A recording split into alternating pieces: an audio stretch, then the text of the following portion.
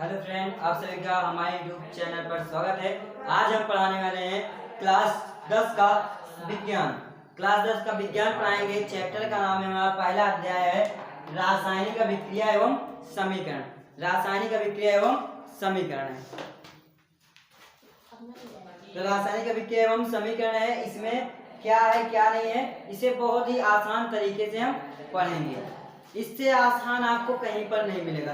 यहाँ पे ट्रिक के साथ आपको परिभाषा याद करने का तरीका बताएंगे और रिएक्शन को कैसे सॉल्व किया जाएगा उसका भी ट्रिक। बिना ट्रिक के चैप्टर नहीं होगा, बिना ट्रिक के चैप्टर सॉल्व नहीं होगा, बिना ट्रिक के आपको परिभाषा नहीं याद होगा। सब में हम ट्रिक के अनुसार ही आपको परिभाषा तैयार कराएंगे, वो भी 20 मिनट में आपका पूरा का पूरा चैप्टर ये खत्म कर देंगे। ठीक, तो चलिए इसमें हम पहले बता दें इसमें मेन पॉइंट क्या चीज है जिसके बिना आप इस चैप्टर को नहीं पढ़ सकते हैं। अगर उस चीज को आप पढ़ लिए तो अब 3 चैप्टर आप पढ़ लिए, पहला, दूसरा और तीसरा। एक चीज आप तैयार कर लो और 3 चैप्टर आप पढ़ लिए हो। इस 3 चैप्टर में से एक चैप्टर आप केवल सिर्फ कौन सा, दूसरा चैप्टर आप पढ़ लो, बस मात्र दूसरा चैप्टर आप पढ़ लीजिए। ये पहला और तीसरा पढ़ने की जरूरत नहीं है। अगर आप दूसरा पढ़ लिए तो पहला और तीसरा पढ़ने की जरूरत ही नहीं है, आप दूसरे में ही पूरा का पूरा चैप्टर 3 पढ़ लिए। एक चैप्टर इसमें पढ़ना है। और वो चैप्टर किस पे आधारित है, ये चैप्टर आधारित है जब तक आपको परमाणु क्रमांक 1 से 30 तक याद नहीं होगा, प्लस उसके साथ इलेक्ट्रॉनिक विन्यास नहीं आएगा और उसके साथ सभी तत्वों का संयोजकता नहीं पता रहेगा, तब तक नहीं आएगा। तो इसमें हमने लिंक में बना दिया है वीडियो, संयोजकता, इलेक्ट्रॉनिक विन्यास और परमाणु क्रमांक के बारे में पूरा विस्तार से बताया गया है। आप लिंक में जाकर के देख सकते हैं। यहाँ पर हम चैप्टर के बारे में पढ़ेंगे।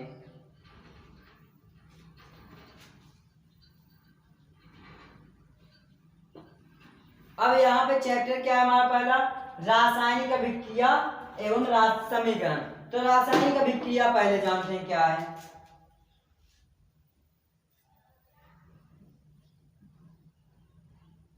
यहाँ पे हम एक फंक्शन बना देते हैं, क्या है, अभिकारक।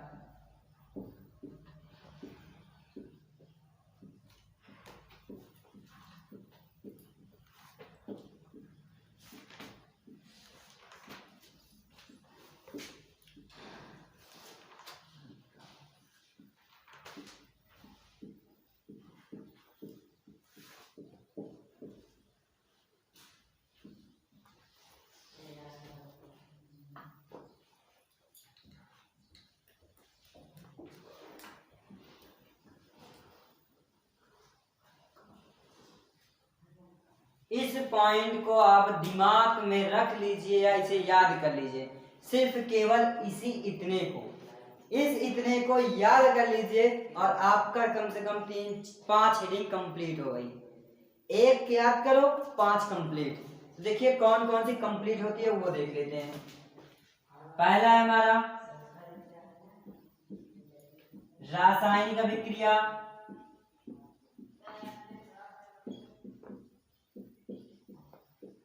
दूसरा है हमारा रासायनिक समीकरण,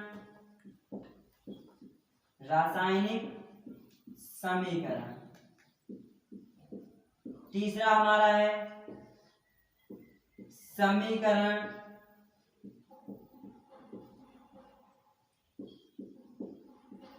लिखने की विधि, चौथा है हमारा संयोजन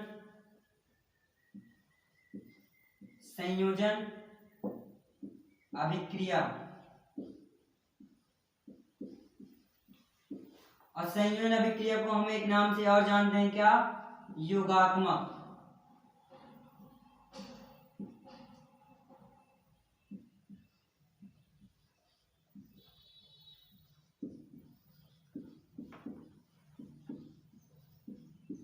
योगात्मक अभिक्रिया 5 हेडिंग आप इस एक हेडिंग से, एक ट्रिक से जान सकते हैं।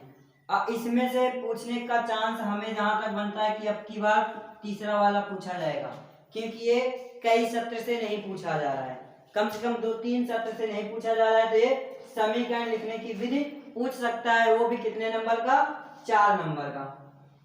4 नंबर का पूछने का चांस है, क्योंकि जितना आसान है उतना भी बहुत लोगों को लगता है कठिन है, जितना ये आसान है उतना भी बहुत लोगों को लगता है कठिन है। इसलिए इसे देखते हुए इस क्वेश्चन को आपकी बनने का चांस बनता है, क्योंकि सिलेबस कट ऑफ हुआ है, इसलिए उतना ही कठिन सबक क्वेश्चन दिया जाएगा, उतना ही आसान कि जिससे सभी स्टूडेंट पास हो सकें। तो ये क्या हुआ, इतने टॉपिक हो गए। अब इसमें क्या है, अभिकारक प्लस अभिकारक और उत्पाद और यौगिक। तो इसकी परिभाषा कैसे लिखेंगे, पहले का कुछ नहीं, जैसे ये बना है वैसे लिख देना है। वे रासायनिक अभिक्रिया जिसमें अभिकारक और अभिकारक मिल करके एक नए उत्पाद या यौगिक का निर्माण करते हैं उसे रासायनिक अभिक्रिया कहते हैं। जैसे मैथ के हिसाब से देख लेते हैं, 5 + 6 बराबर क्या हो जाएगा, 11। तो ये दोनों आपस में मिला, एक नए संख्या का निर्माण किया। जब एक नए संख्या का निर्माण किया, यहाँ पे एक नए उत्पाद का भी निर्माण करता है। तो क्या लिखेंगे, वे रासायनिक अभिक्रिया जिसमें अभिकारक और अभिकारक मिल करके एक नए उत्पाद या यौगिक का निर्माण करते हैं उसे रासायनिक अभिक्रिया कहते हैं। क्या कहते हैं, रासायनिक अभिक्रिया। जब 5 और 6 मिलकर के एक नए संख्या का निर्माण कर रहा है, तो यहाँ पे जो है अभिकारक और अभिकारक आपस में मिल करके एक नए उत्पाद या यौगिक का निर्माण करते हैं, जिसे रासायनिक समीकरण कहते हैं। क्या कहते हैं, वे रासायनिक अभिक्रिया। यहाँ पे रासायनिक अभिक्रिया कैसे, देखिए एक नया तरीका और, चीनी प्लस जल, चीनी प्लस जल तो क्या बनाएगा, एक विलयन बनाता है। विलयन को हम चाहे क्या कर सकते हैं, यौगिक, विलयन को हम यौगिक कह सकते हैं। अब जल में हम चीनी मिलाते हैं तो शरबत बनता है, तो शरबत बनता है तो एक नया यौगिक बनता है कि नहीं बनता है। जब जल में हम चीनी मिला देते हैं तो एक नया पदार्थ बन जाता है, एक नया यौगिक बन जाता है और एक नया उत्पाद बन जाता है। तो परिभाषा क्या लिख सकते हैं, और ये क्या है, रासायनिक प्रक्रिया हो रही है। इसमें क्या हो रही है, रासायनिक अभिक्रिया हो रही है या रासायनिक प्रक्रिया। रासायनिक का मतलब क्या होता है कि केमिकल के साथ अध्ययन करना, मतलब कि द्रव और गैस के साथ अध्ययन करना, तो वही चीज है अभिक्रिया। वे रासायनिक अभिक्रिया जिसमें अभिकारक और अभिकारक आपस में मिल करके एक नए उत्पाद या यौगिक का निर्माण करते हैं उसे रासायनिक अभिक्रिया कहते हैं। फिर से देख लीजिए, क्योंकि एक ही परिभाषा सभी में लिखना है, इसलिए हम बार बार समझा रहे हैं। एक समझ में आ गया तो 4 अपने आप समझ में आ जाएगा, कोई बड़ी बात नहीं है। जब एक आया तो सब आया। जैसे मैथ में होता है, अगर एक सवाल आ गई तो आप 50 सवाल लगा लेते हैं, उसी तरीके से तो एक है, एक ही तरीके से सभी हैं, तो एक याद तैयार हो जाए सब आ जाएगा। इसलिए फिर से एक बार देख लीजिए, वे रासायनिक अभिक्रिया जिसमें अभिकारक और अभिकारक मिल करके एक नए उत्पाद या यौगिक का निर्माण करते हैं उसे रासायनिक अभिक्रिया कहते हैं। अब रासायनिक समीकरण देखते हैं क्या है। रासायनिक समीकरण किसे कहते हैं, ये भी एकदम आसान है। अभिकारक और अभिकारक को क्या किया जा रहा है, जोड़ा जा रहा है, तो जोड़ दिए, उसके सामने क्या लगा है, तीर का निशान लगा है, उसके बाद क्या बना, उत्पाद या यौगिक बन रहा है। तो सेम प्रक्रिया से हम लिख देंगे, वही है रासायनिक समीकरण। क्या है, अभिकारक और अभिकारक को जोड़कर, जोड़ा जा रहा है तो जोड़, इसमें इसकी परिभाषा बता रहे हैं, अभिकारक और अभिकारक को जोड़ करके उसके सामने तीर का निशान लगाते हैं तथा तीर के सामने उत्पाद या यौगिक लिखा जाता है, जिसे रासायनिक समीकरण कहते हैं। अभिकारक और अभिकारक को जोड़कर उसके सामने तीर का निशान लगाते हैं तथा तीर के सामने उत्पाद या यौगिक लिखा जाता है, जिसे रासायनिक समीकरण कहते हैं। ठीक, इतनी बात समझ में आ गई होगी। अब चलते हैं आगे।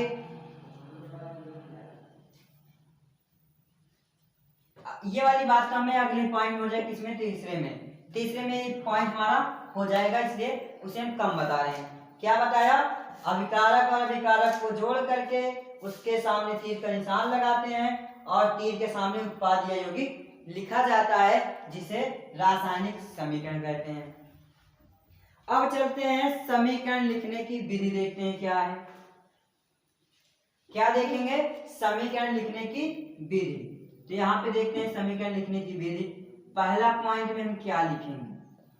पहला पॉइंट में हम लिखेंगे अभिकारक और अभिकारक को जोड़कर लिखा जाता है।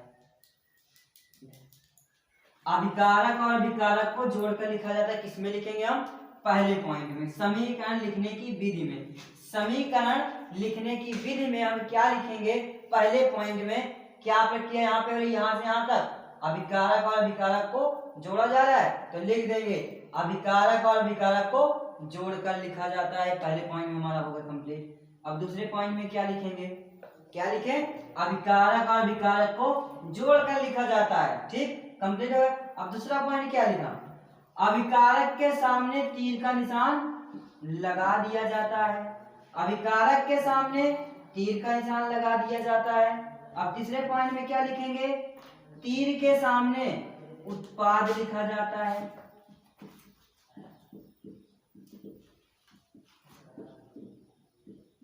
तीर के सामने उत्पाद या यौगिक लिखा जाता है। तीसरे पॉइंट लिख देंगे। पहले पॉइंट में क्या लिखेंगे? अभिकारक और अभिकारक को जोड़कर लिखा जाता है। दूसरे पॉइंट में क्या लिखेंगे? अभिकारक के सामने तीर का निशान लगा दिया जाता है। तीसरे पॉइंट में क्या लिखेंगे? तीर के सामने उत्पाद या यौगिक लिखा जाता है। कंप्लीट ना। अब चौथे पॉइंट में क्या लिखेंगे? पूरे थ्योरी को वही फिर लिख देंगे। क्या लिखेंगे?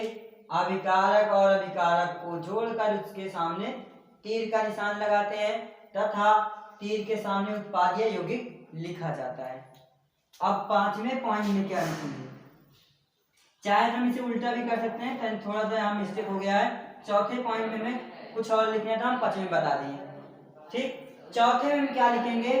तीर के बाईं ओर, तीर के बाईं ओर क्या लिखा है? अभिकारक है और तीर के दाईं ओर उत्पाद है।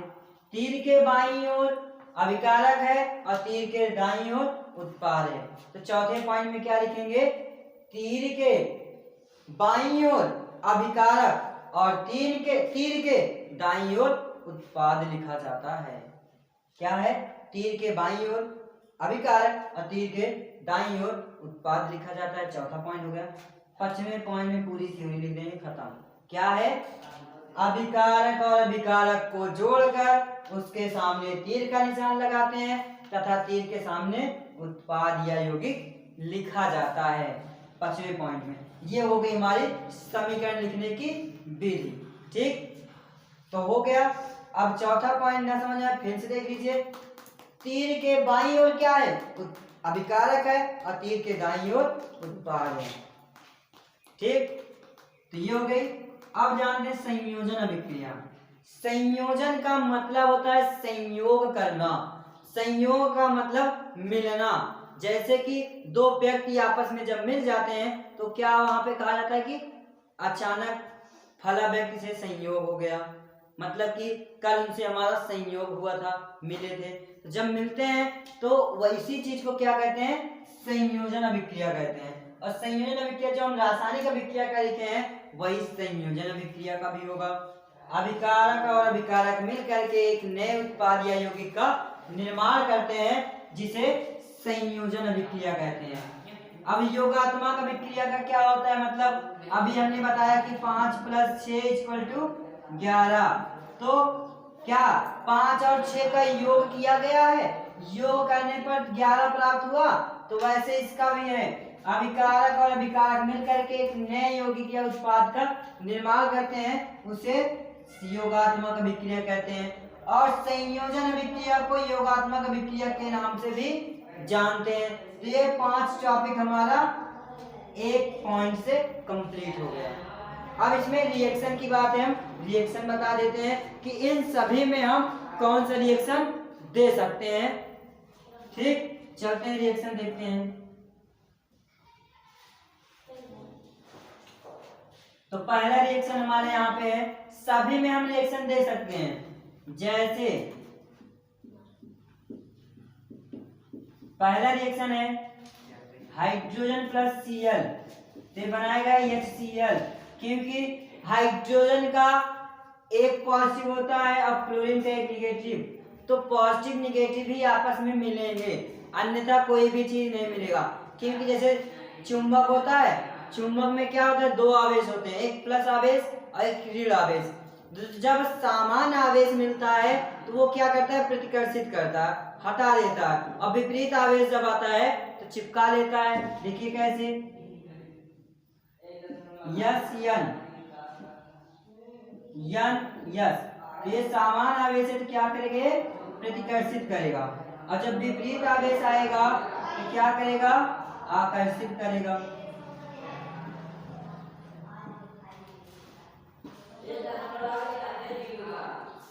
तो क्या करेगा ये, जब समान आवेश आया तो प्रतिकर्षित कर रहा है, विपरीत आवेश आएगा चिपका लेगा। तो वैसे क्या है, विपरीत आवेश आपस में चिपक जाएंगे, तो बना दिया क्या, हाइड्रोक्लोरिक अम्ल। इसका नाम है क्या, हाइड्रोक्लोरिक अम्ल, चाहे हम कहते हैं कि हाइड्रोजन क्लोराइड। तो क्या हुआ, ये दोनों के आपस में बना दिया क्या, हाइड्रोक्लोरिक अम्ल। और इसी को हम क्या जानते हैं, ये हाइड्रोजन का प्रतीक है, क्लोरीन का प्रतीक है, तो इसे हम लिख सकते हैं क्या, हाइड्रोजन क्लोराइड।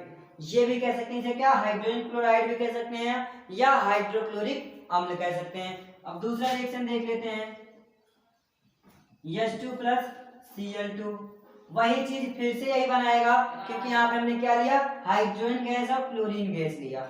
यहाँ पे हाइड्रोजन गैस और क्लोरीन गैस है, जब गैस गैस मिलता है तो वहां पे लिक्विड बना देगा, मतलब कि द्रव, तो बन जाएगा HCl, फिर से वही, यहाँ पे 2 से गुणा कर देंगे। ये क्या है, लिक्विड है, ये भी लिक्विड है, और ये क्या है, गैस है, गैस का मतलब G, और ये भी गैस का मतलब G। ठीक, तो जब गैस गैस मिलेगा तो लिक्विड बनाएगा, द्रव। ये हो गया। और अगला रिएक्शन और भी देख लेते हैं इसी प्रकार से,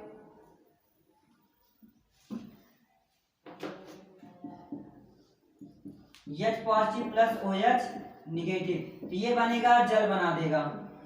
हाइड्रोजन और हाइड्रोक्साइड आपस में मिलकर के जल का निर्माण करता है। क्यों करता है, क्योंकि ये जल जो है हाइड्रोजन और हाइड्रोक्साइड में टूटता है, और ये कितने समय में ये प्रक्रिया होती रहती है, ये प्रक्रिया कम से कम 20 नहीं, ये 15 मिनट से 30 मिनट के बीच में संपन्न होती रहती है प्रक्रिया। पानी को आप गर्म करो तो वो भाप में बनेगा, भाप, अब जैसे प्लेट में पानी को गर्म कर, किसी पात्र में पानी को गर्म करें और उसके ऊपर प्लेट रख दिया जाए, जब प्लेट रखते हैं उसके ऊपर क्या होता है, पानी पहले वाष्प में बनता है, फिर उसके बाद जो प्लेट होता है उस पर जल बन जाता है, मतलब कि फिर से वो द्रव बन जाता है। जैसे कि खाना बनता है तो क्या होता है, जब पानी इसमें गर्म होता है वाष्प में बदलता है, फिर उसके बाद जब प्लेट लगा रहता है तो प्लेट को हटाया जाता है, उस पर क्या होता है, द्रव आ जाता है। द्रव उस पर कहाँ से आता है, जब वाष्प बन करके, वाष्प द्रव जल जो है वो हाइड्रोजन और हाइड्रोक्साइड में टूटता है तो वो वाष्प बनता है, तो वो जो आपस में ठंडा होता है तो वो प्लेट पे जाकर के चिपक जाता है। तो यही प्रक्रिया इसमें। अब आगे अगला रिएक्शन देखते हैं। अगला रिएक्शन क्या है,